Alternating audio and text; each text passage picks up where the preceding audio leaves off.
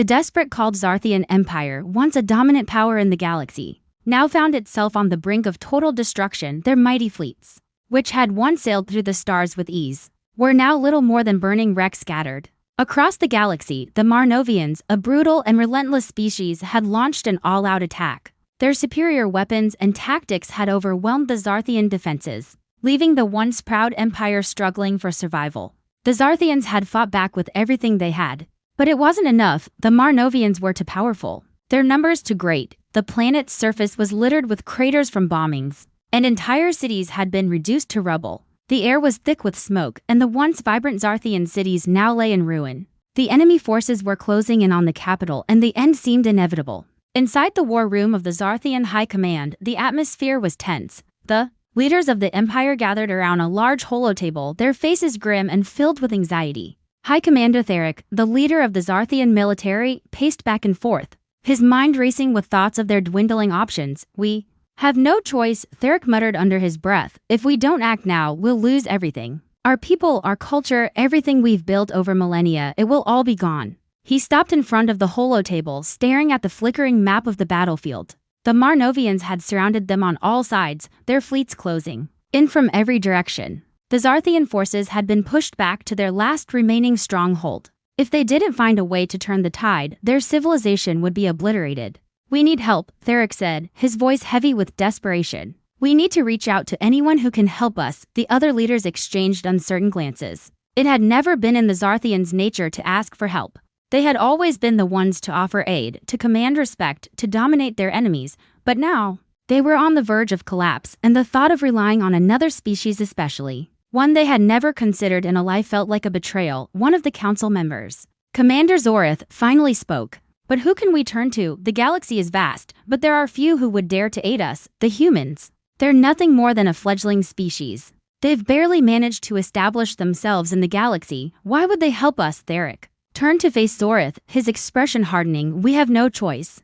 The Marnovians are too powerful. If we don't get help, we'll be wiped out. The humans may not be as advanced as us, but they've shown that they can be resourceful. They've survived against impossible odds. If anyone has the strength to turn the tide, it's them." Zorith still hesitated. "But what if they turn us down? What if they refuse to get involved in our war?" Theric's eyes narrowed. "Then we perish. But we won't know unless we ask. We cannot afford to wait any longer." The council fell silent as Theric's words sank in.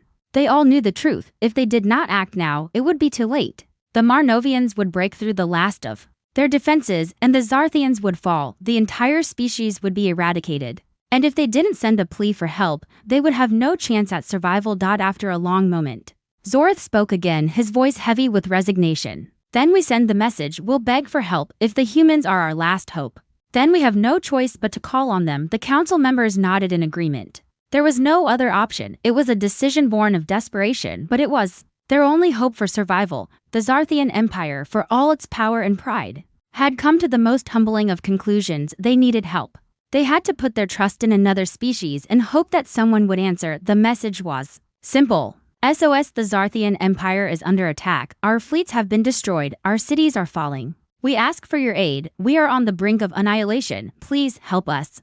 The message was broadcast to every corner of the galaxy using all available communication channels. It traveled across light years of space, carrying with it the weight of their desperation. The Zarthians could only hope that someone, anyone, would hear their plea and respond. As the transmission went out, the alien leaders gathered in the war room, anxiously watching the screens. Hours passed, then days, but there was no response. The Marnovian forces continued their relentless assault, and the Zarthians held their breath, praying for a miracle. Then, one day, a new signal appeared. The comms officer looked up, his eyes wide with shock. "We've got a response." The message came through, short and direct. "This is Earth's fleet. We have received your request for help. Prepare for our arrival."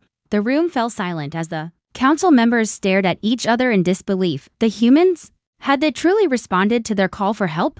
The Zarthians had never expected anything from Earth, let alone an answer, but now humanity's fleet was coming to their aid. The question lingered in the air. Who had answered their call? And could humanity truly be the saviors they so desperately needed? As the hours passed, the Zarthians could only wait, unsure of what awaited them. The future of their species depended on the arrival of Earth's fleet and whether they would truly be the allies they had hoped for. *The unexpected response. Waiting was unbearable. Days turned into weeks as the Zarthian fleet continued to fight a losing battle, holding on to their last strongholds while the Marnovians advanced relentlessly. Despair settled in as the planet's atmosphere became thicker with smoke and the ground shook under the force of ongoing battles. Their plea had been sent.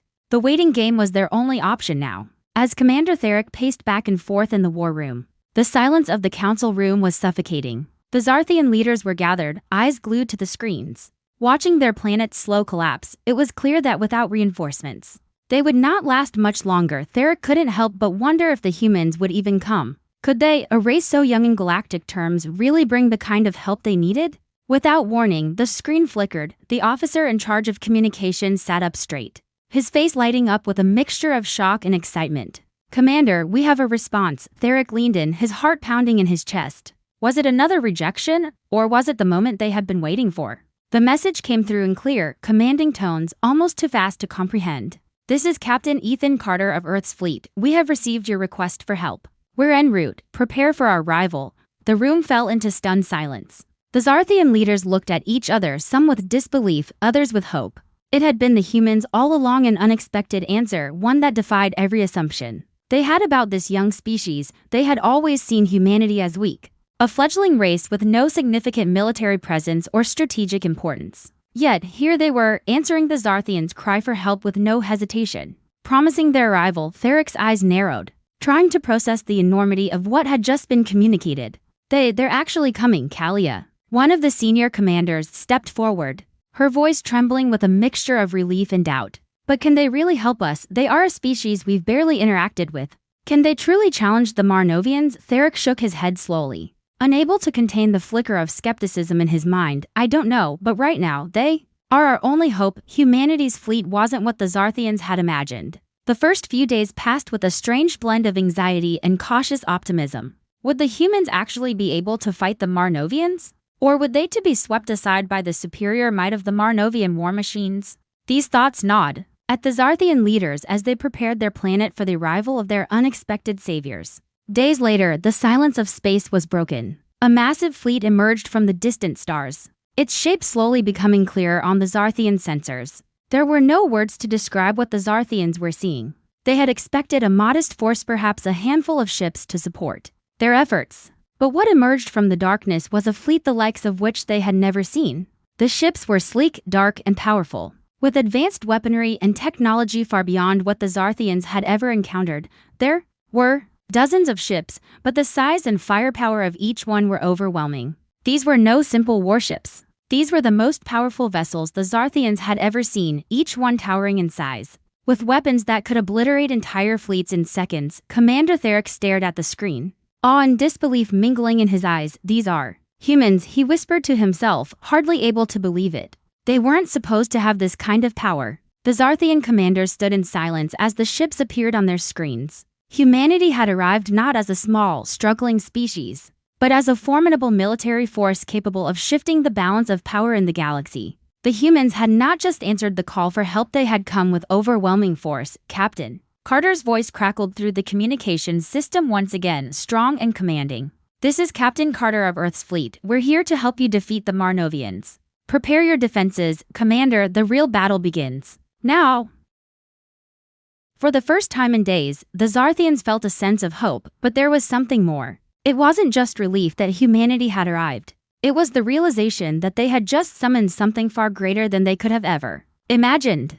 These humans, these seemingly insignificant creatures, had the power to turn the tide of the war. Yet, even as the Zarthians prepared to unite with their new allies, a dark question lingered in the air. What would this alliance cost them? Humanity had come to help, yes, but at what price? The Marnovian forces still loomed, their relentless march unbroken, but now, humanity's fleet stood between them and the Zarthians. The question was no longer if the Marnovians would be defeated, it was how humanity would reshape the galaxy.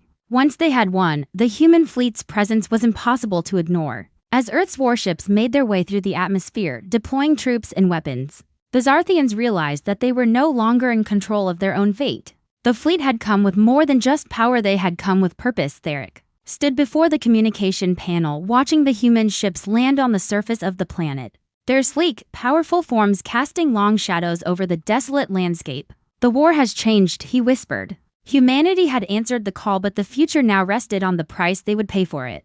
The arrival of humanity's fleet, first of Earth's warships, broke through the atmosphere with an unsettling roar, cutting through the alien sky like an unstoppable force of nature. The ship's massive engines created shockwaves that rattled the very ground. Beneath the Zarthian capital, to the Zarthians, it was as if the universe had cracked open, revealing the full might of a species they had underestimated. These were no mere vessels, these were giants. And they were the harbingers of something far bigger than a rescue mission. The Zarthian command center buzzed with activity. Officers scrambled to adjust their systems as the human fleet's presence filled every sensor array. High Commander Theric stood at the helm, his face tense as he watched the incoming ships. There was no denying the scale of what was unfolding in front of them. This was no simple aid, it was an invasion, though it had arrived with the semblance of a savior. "Commander," one of the officers called out, pointing to the approaching ships. "Their firepower is beyond anything we've seen. They're not just helping us, they're here to lead the charge. Ready the forces," Theric ordered. His voice firm, but there was a hint of doubt beneath his words. "We need to be prepared for anything." As the warships descended, their dark hulls gleaming in the light of the dying sun, the Zarthians had to face the truth. Humanity had arrived with an agenda, far more significant than simply defeating the Marnovians. The question now wasn't how the Marnovians would be vanquished, it was who would hold the power. Once the dust settled, at the same time, Captain Ethan Carter stood at the helm of the Artemis, the flagship of the Earth's fleet. His crew worked efficiently around him, preparing for the first coordinated strike against the Marnovian forces. The mission was clear: wipe out the Marnovian threat. But the reality of the task weighed heavily on Carter's mind. The galaxy had underestimated humanity's strength, but now, as the fleet closed in on their target, he understood the cost of the victory they would deliver. "Prepare for the assault," Captain Carter commanded, his eyes scanning the battlefield displayed on the holoscreen. "We've waited long enough to make our mark in this galaxy. Let's show them what Earth is capable of." As the fleet powered up its weapons, Carter's thoughts briefly flickered back to Earth. The war that had raged there was long over, but the lessons learned in battle had shaped humanity into something far stronger than the galactic community could comprehend. Now, the time had come for humanity to step forward, not as a forgotten species, but as the galaxy's new power. The Artemis and the rest of the fleet hovered in position, ready to unleash hell upon the Marnovian forces. Carter had known from the beginning that his role wasn't just to defend humanity. It was to change the course of galactic history. Back on the Zarthian homeworld, High Commander Theric and his council met again, watching the human fleet position itself above the planet. They were still trying to process what had happened. The humans, once considered insignificant, were now their saviors. Yet something about the entire situation felt off. There was no way to know how far humanity would go once the Marnovians were defeated. "They're not here just to help," Zorith, the Zarthian strategist, said, his voice low but filled with concern. "This is more than just a rescue operation. These humans, they have their own agenda." Theric nodded slowly. "I can't help but feel that too.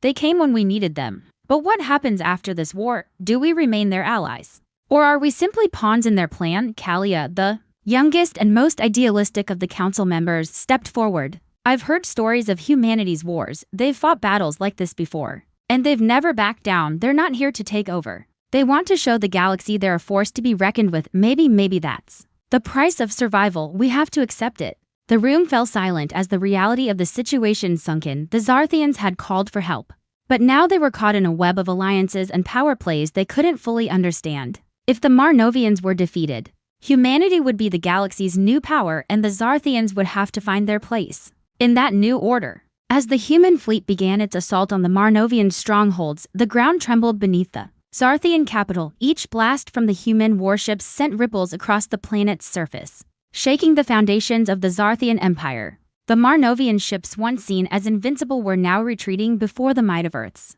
Armada. On the front lines, humanity's firepower proved unstoppable. The Marnovians tried to counter, launching their ships in desperation. But humanity's tactics were precise and overwhelming. The alien ships exploded in flashes of light as Earth's weapons tore through their defenses with ease. Commander Carter watched the destruction unfold on the holoscreens of the Artemis bridge. The Marnovian fleet, once feared, was now nothing more than burning wreckage in space. Humanity had taken its first major step into galactic dominance. "We've done it," Carter said, his voice firm but unsentimental. "The Marnovians are finished. Now, we turn our attention to rebuilding the order." As the battle subsided and the remnants of the Marnovian fleet drifted away in space, The Zarthians looked to their new masters. Humanity had not only defeated the enemy but had established their presence as a force that could reshape the galaxy. For the Zarthians, the question remained, what would Earth's victory truly cost them? The war was over, but the real struggle was just beginning. As the humans prepared to claim their new position of power in the galaxy, the Zarthians had to decide what role they would play. In this new world, would they accept the terms set by humanity, or would they challenge their new overlords for control of their own future? The galaxy was shifting, and humanity's rise was a force no one could ignore. Asterisk the price of survival. With the Marnovians defeated and their fleet scattered across the galaxy, the Zarthians found themselves in an uneasy new reality. The once proud empire, reduced to rubble, now had to face the consequences of their decision to call upon humanity for help. Humanity had not just answered their SOS, they had reshaped the fate of the Zarthian race with overwhelming power. Humanity's fleet hovered over the planet, its warships towering like giants above the Zarthian capital. There was no longer any question of who held the upper hand. The Marnovians were gone, but the Zarthians had traded their independence for survival. Their world was still standing, but it was no longer theirs. Humanity now held the reins. High Commander Theric stood in the command room, watching the human warships through the observation window. A part of him felt relief his people had survived. The other part, the part that had once commanded an empire, felt a deep, gnawing discomfort. What had they gained by surviving this way? Was it worth the price? We've survived, Kalia, the youngest of the council said as she joined him by the window. But are we still the Zarthians we once were? We've traded everything we were for safety. We owe humanity more than we've ever owed anyone, Theric sighed, the weight of the situation pressing down on him. We didn't have a choice. Kalia, if we hadn't called for help, we'd be nothing now. Humanity has shown us mercy. But mercy always comes with a price. His words echoed through the room. And as the rest of the council members gathered around, the realization hit them all. Their survival had come at the cost of their autonomy. Humanity's fleet had answered their call with military might, and now they had established their dominance. The Zarthians no longer controlled their future. Meanwhile, Captain Ethan Carter stood on the bridge of the Artemis, overseeing the rebuilding of the Zarthian planet. His expression was as cold as ever. Though the success of their mission was clear, the Marnovians were gone, and the Zarthians, though begrudgingly, had acknowledged their new role in the galaxy. The question was no longer about defeating the Marnovians, it was about maintaining control. Carter turned to face her, his gaze hard. They're grateful for our help, but they're not ready to accept the reality of our presence here. They may have survived, but they're beginning to realize that their future no longer belongs to them. That's the price of survival. They'll either accept it, or we'll make them. As Carter watched the Zarthian leaders below, a flicker of doubt crept into his mind. They had saved the Zarthians from extinction, but he knew it wouldn't be easy to maintain their control. The galaxy wasn't ready for humanity to rise to power. Not like this. There would be resistance. And if the Zarthians didn't bend to their will, the fleet would have to make them. The following days were filled with tension. The Zarthians, those survivors, were left with little to hold on to. Their cities were still in ruins, their population decimated by years of war, and now they were at the mercy of humanity's rules. Rebuilding efforts were in full swing, but they did so under the watchful eye of the human fleet. Every construction project, every rebuilding effort was overseen by human officers, and every resource produced was given over to humanity. The Zarthians were allowed to keep their planet, but they had no say in how it was governed. During one of the council meetings, Theric could no longer keep quiet. We've been reduced to nothing but workers on our own land, he said, his voice rising in frustration. Our resources, our labor, it all goes to the humans. They tell us what we can and can't do. Is this how we survive under their rule? Kalia looked down at her hands, wringing them in discomfort. What choice do we have? If we resist, they'll wipe us out. They have the power, and they've shown us that they're willing to use it. We called for help, and this is the price. This is what survival looks like now. The tension in the room was palpable. Theric, once the undisputed leader of the Zarthian Empire, felt like a puppet on strings. He had led his people through wars, through times of great strife, but now, humanity held the strings. The once proud Zarthians had no power, no say in their future. As humanity's presence tightened around them, the Zarthian people began to feel the strain. They had been rescued, yes, but at what cost? They had been granted life, but life on humanity's terms. The new order was a harsh reality, and the Zarthians realized they were trapped. The human fleet wasn't just a savior, it was a master. In the capital, where the remnants of their grand empire lay in ruins, a group of Zarthian rebels gathered in secret. They were the ones who could not accept the new world order. They would fight for freedom, they would resist the humans no matter the cost. Is this really the price of survival? Kalia whispered to herself, standing near the window once again, watching the vast human fleet in orbit, surviving under their thumb, building their empire instead of our own. The answer was clear. The cost was high. The Zarthians had survived, but their soul, their independence, had been traded away. The galaxy had changed, and the Zarthians had been left to pick up the pieces. Would they submit to humanity's rule, or would they find the strength to fight for their freedom? Only time would tell. But one thing was certain: the price of survival was a burden they would carry for the rest of their lives. The struggle for autonomy days turned into weeks, and the tension on Zarthian soil only grew. The once proud leaders of the Zarthian Empire, reduced to mere puppets under the control of Earth's fleet, struggled to accept their new reality. Though they had survived, the Zarthians could not ignore the heavy chains that now bound them to their so-called saviors. What had once been an independent species was now a subject of the powerful human Armada. Captain Carter's fleet continued to dominate the skies, overseeing everything the Zarthians did. Every resource was monitored, every military decision scrutinized. There was no room for rebellion, no room for dissent. The humans had made it clear that the price of survival was submission, yet, even under the weight of their new reality, something stirred within the Zarthian people: resentment, anger, and a burning desire to reclaim their autonomy. In the depths of the ruins, a secret resistance began to form. Small, scattered cells of rebels began to gather, rallying against the human presence on their world. They knew the consequences of resisting the wrath of Earth's fleet would be swift and merciless. But they also knew they could no longer live under the heel of humanity's empire. They had to act. Theric, once the face of the Zarthian military might, stood in the shadows, watching as his people toiled under human command. The sight of humanity's ships looming over his planet stirred something deep within him. He was no longer the leader of a proud empire, he was a pawn in a much larger game. But even in this moment of despair, his resolve was unshaken. He couldn't allow his people to be subjugated any longer. They had fought too hard to survive, and now they had to fight for their future. I didn't sign up for this, Theric muttered to himself as he watched human soldiers march through the streets, keeping a watchful eye on every movement. I thought we were asking for help, not this. Kalia, who had been by his side since the war began, joined him in the shadows. We've been silenced. Theric, our people are slaves to their will, but we can't continue like this. We owe it to ourselves to reclaim our autonomy. But how? Theric asked, his voice thick with frustration. The humans are everywhere. Their fleet hovers above our cities. Their military is entrenched in every corner of our world. We can't defeat them in battle. Not unless we want to end up like the Marnovians. Kalia's eyes gleamed with quiet determination. We don't need to fight them head-on. We need to outsmart them. Humanity's power may be overwhelming, but they still don't fully understand us. They think they've won, that we're too broken to resist, but they're wrong. We have one thing they don't have: our will to survive, and together we'll find a way. Theric was silent for a moment, lost in thought. Kalia was right. The humans had underestimated the Zarthians, and their belief that the Zarthians would simply fall into line had given the resistance an opening. Perhaps it was time to remind the humans that they were not as easily conquered as they believed.